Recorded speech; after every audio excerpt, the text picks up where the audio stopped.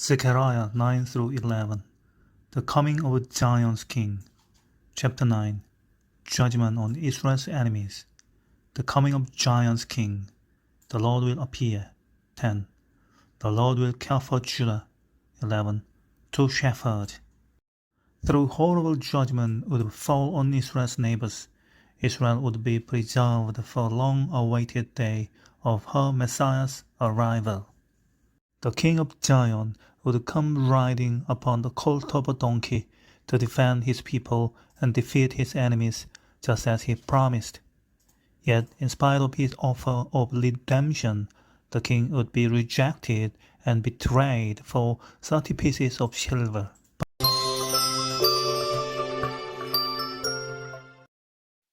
Zechariah chapter 9.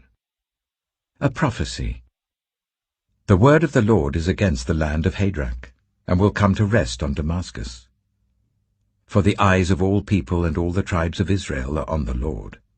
And on Hamath too, which borders on it, and on Tyre and Sidon, though they are very skillful. Tyre has built herself a stronghold. She has heaped up silver like dust, and gold like the dirt of the streets. But the Lord will take away her possessions, and destroy her power on the sea, and she will be consumed by fire. Ashkelon will see it and fear, Gaza will writhe in agony, and Ekron too, for her hope will wither. Gaza will lose her king, and Ashkelon will be deserted. A mongrel people will occupy Ashdod, and I will put an end to the pride of the Philistines. I will take the blood from their mouths, the forbidden food from between their teeth. Those who are left will belong to our God, and become a clan in Judah, and Ekron will be like the Jebusites. But I will encamp at my temple, to guard it against marauding forces. Never again will an oppressor overrun my people, for now I am keeping watch. Rejoice greatly, daughter Zion. Shout, daughter Jerusalem. See, your king comes to you, righteous and victorious, lowly, and riding on a donkey, on a colt, the foal of a donkey. I will take away the chariots from Ephraim, and the war horses from Jerusalem, and the battle bow will be broken. He will proclaim peace to the nations. His rule will extend from sea to sea, and from the river to the ends of the earth. As for you, because of the blood of my covenant with you, I will free your prisoners from the waterless pit. Return to your fortress, you prisoners of hope. Even now I announce that I will restore twice as much to you.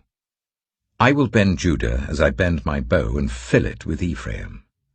I will rouse your sons, Zion, against your sons, Greece, and make you like a warrior's sword. Then the Lord will appear over them. His arrow will flash like lightning. The sovereign Lord will sound the trumpet. He will march in the storms of the south, and the Lord Almighty will shield them. They will destroy and overcome with sling stones. They will drink and roar as with wine. They will be full like a bowl used for sprinkling the corners of the altar. The Lord their God will save his people on that day, as a shepherd saves his flock. They will sparkle in his land like jewels in a crown. How attractive and beautiful they will be! Grain will make the young men thrive, and new wine the young women. Zechariah chapter 10. Ask the Lord for rain in the springtime. It is the Lord who sends the thunderstorms. He gives showers of rain to all people, and plants of the field to everyone. The idle speak deceitfully, diviners see visions that lie. They tell dreams that are false. They give comfort in vain. Therefore the people wander like sheep, oppressed for lack of a shepherd. My anger burns against the shepherds, and I will punish the leaders. For the Lord Almighty will care for his flock, the people of Judah, and make them like a proud horse in battle.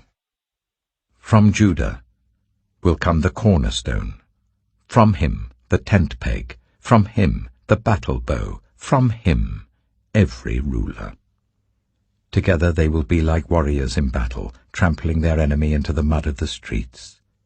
They will fight because the Lord is with them, and they will put the enemy horsemen to shame. I will strengthen Judah and save the tribes of Joseph. I will restore them because I have compassion on them. They will be as though I had not rejected them, for I am the Lord their God, and I will answer them. The Ephraimites will become like warriors, and their hearts will be glad as with wine. Their children will see it and be joyful. Their hearts will rejoice in the Lord. I will signal for them and gather them in. Surely I will redeem them. They will be as numerous as before. Though I scatter them among the peoples, yet in distant lands they will remember me.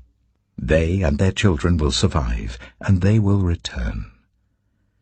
I will bring them back from Egypt and gather them from Assyria. I will bring them to Gilead and Lebanon, and there will not be room enough for them. They will pass through the sea of trouble. The surging sea will be subdued, and all the depths of the Nile will dry up. Assyria's pride will be brought down, and Egypt's scepter will pass away. I will strengthen them in the Lord, and in his name they will live securely, declares the Lord. Zechariah chapter 11. Open your doors, Lebanon, so that fire may devour your cedars. Wail, you juniper, for the cedar has fallen, the stately trees are ruined. Wail, oaks of Bashan, the dense forest has been cut down.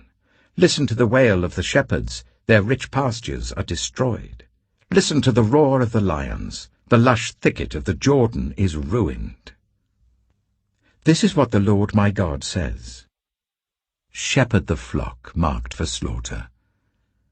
Their buyers slaughter them and go unpunished.